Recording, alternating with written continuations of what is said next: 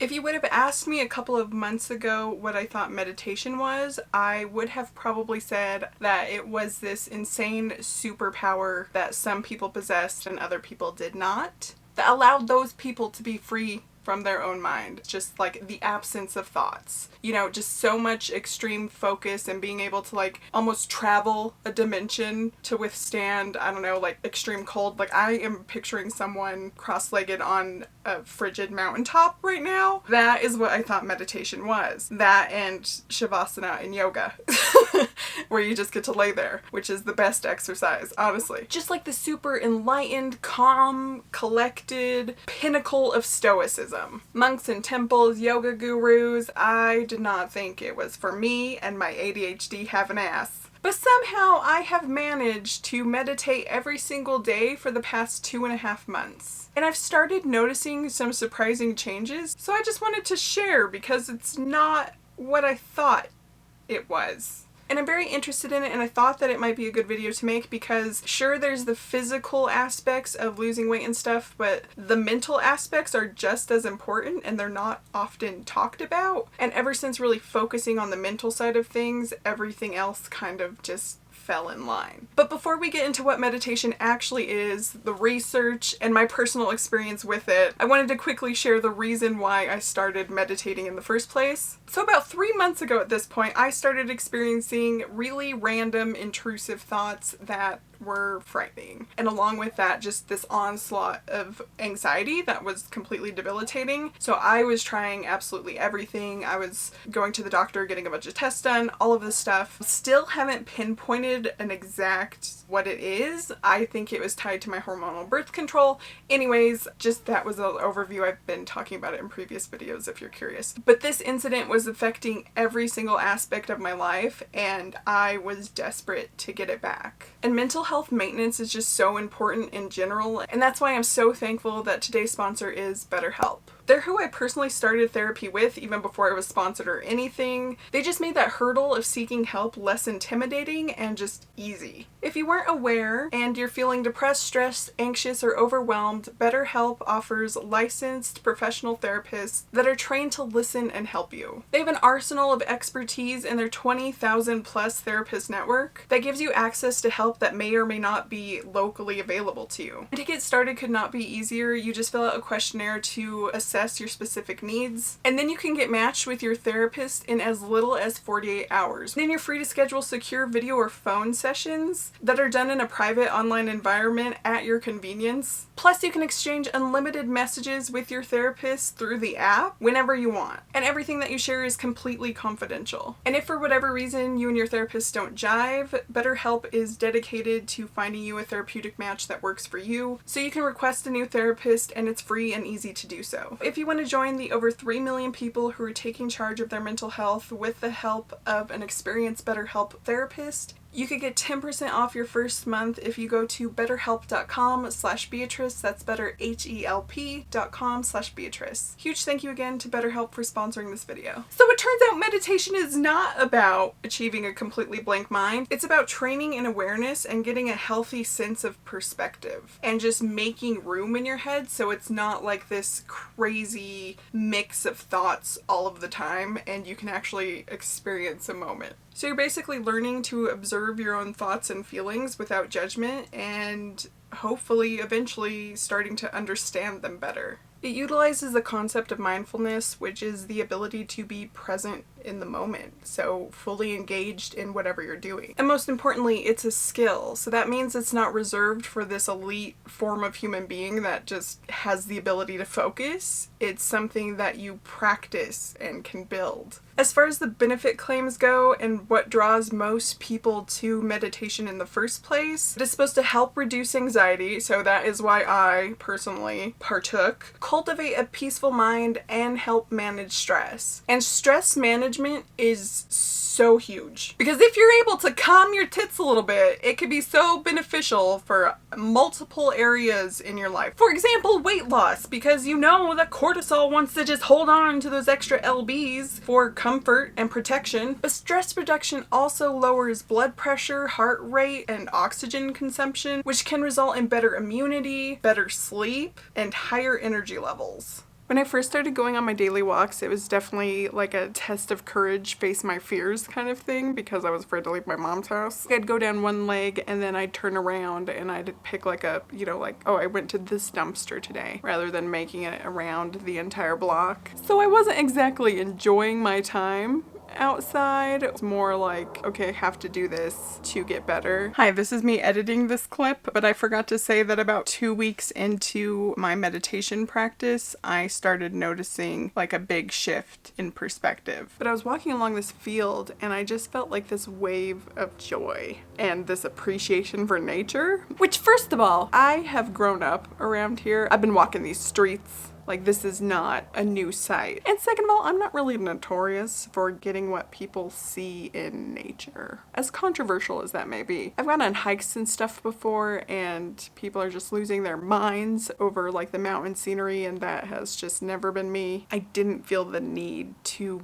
be outside. But there I was noticing how majestic this field looked, with the morning haze and the warm orange light spilling over the edge of the earth, and there were geese just like putzing around between the rows of whatever was growing. It was a whole thing, and it was kind of overwhelming, but it only lasted a few moments, because as soon as I really started like thinking about it, I was like out of the moment, you know what I mean? Like, I was overthinking it, and it was just like, oh wow, meditation is actually changing my brain. Also, my friend Sean and I were talking, and I was telling him about like these majestic geese, right? He asked if you have to be like sitting still, like if you can meditate while listening to music or doing other things. And I told him no at the time, but then I thought about it and I was like, maybe you can. So I looked it up, and the answer is yeah, you can listen to music, you can do art, you can walk. Sorry, the lighting's really bad.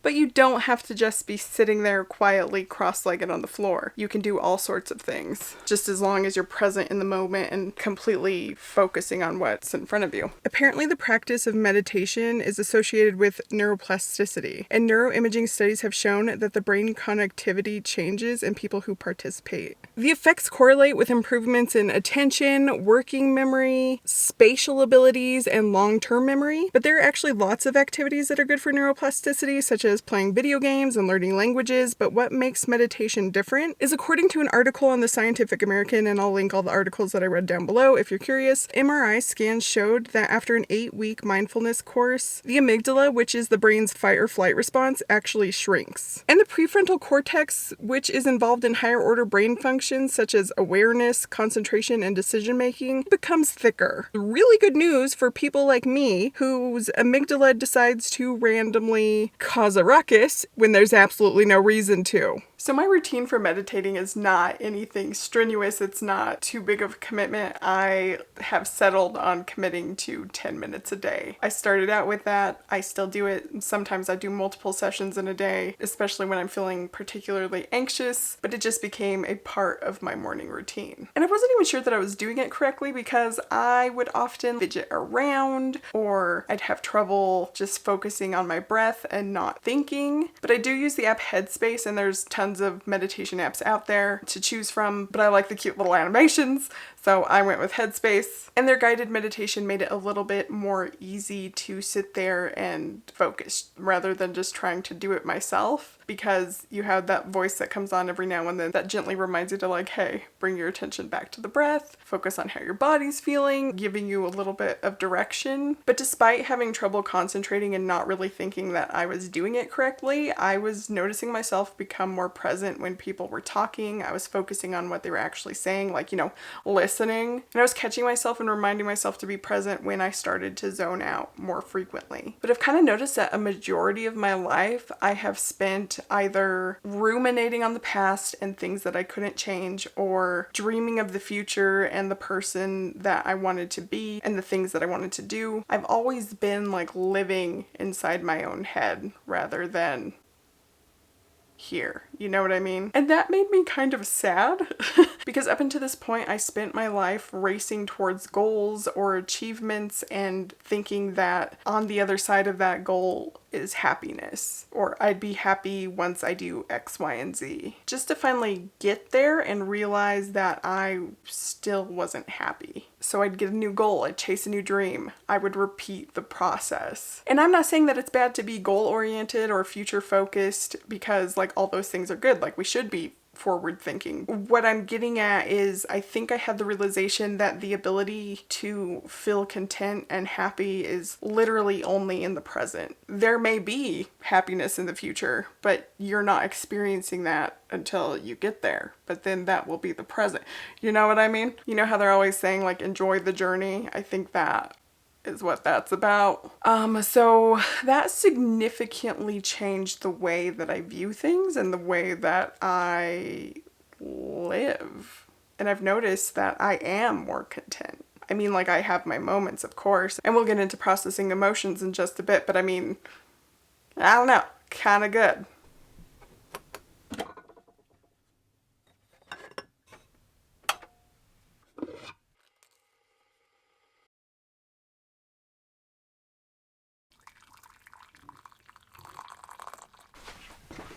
Okay, let's talk about everyone's favorite topic, which is emotions. Because lately I have been meditating when I feel any type of way, like strongly enough. Obviously I don't like sit down in the middle of the grocery store if I start feeling sad or angry or upset and start meditating. I do it at an appropriate time. Maybe I'll revisit it later on in the day when I'm at home. And just check in and really try to just sit with an emotion and be like, okay, I'm feeling sad, but why am I feeling that way? Where do I feel it in my body? What are the sensations that are coming up? What are the thoughts that are coming up along with it? And I think I've been getting more to the root cause of things, and that has been very beneficial in allowing myself to kind of just let stuff go and not ruminate on it, because I'm not pushing it down and ignoring it, trying to suppress it and let it fester where it kind of just becomes this like tangled ball of a bigger problem, stress, I don't know, where you don't really know the root cause. I've just always tried to project that I'm okay,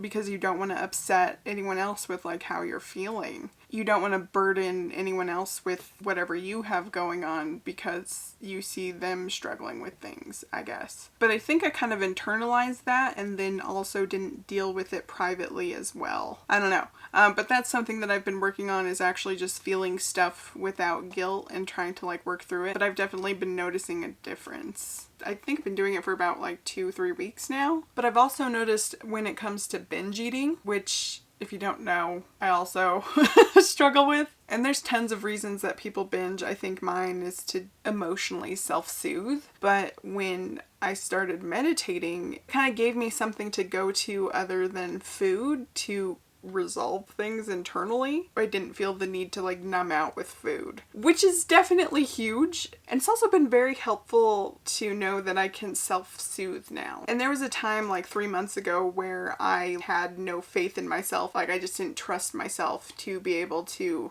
get out of that panic state, which is where like a lot of the codependency on my mom came from. But sitting there and like working through things by yourself reignites that confidence. And I think the self-soothing aspect has been probably the most beneficial thing for me personally, like during this time. And like meditation was definitely that. Was very integral in my healing. But also aside from like the emotional stuff, my attention and my focus is a lot better. I think because I've kind of flexed that muscle in sitting there and trying to focus on just one thing, it kind of bled into other areas of my life. So like when I'm doing a task, I don't have this constant to-do list of all of the other things that I have to get done in my head. It's not as loud anyway. I've just noticed a lot of benefits. So meditation has become a completely crucial part of my daily routine and my mental health maintenance. I'm honestly so sad that I didn't know the value of it before I started doing it. So that's the tea. I just want to thank you guys so much for watching. If you want to subscribe and hit that notification bell, all that stuff really helps with the channel. But other than that, I just hope you're having a wonderful day, and I'll see you on the next one. Bye!